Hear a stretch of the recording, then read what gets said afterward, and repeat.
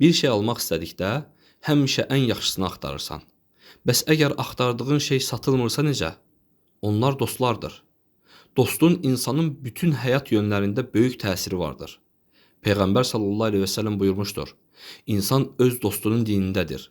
Ona görə hər biriniz kiminlə dostluq etdiyinə baxsın. Şəriət yaxşı insanlarla dostluq etməyi əmr etmişdir. Hədisdə buyurulur: Yalnız möminlərlə dostluq et. Salih insanlarla dostluğun faydası tükənməzdir. Nəsihət, məsləhət və ya faydalı məlumat kimi. Salih dost ətir satan kimidir. Ya sənə hədiyyə verər, ya ondan bir şey alarsan, ya da sadəcə ondan xoş qoxu duyarsan. Onlar dostlarına gözəl nümunədirlər və onlarla oturmaq bağışlanma səbəbidir. Qüdsi hədisdə salihlərin yanında oturan kəs haqqında Uca Allah buyurur: Onu da, yəni elm məclisində oturanı da bağışladım.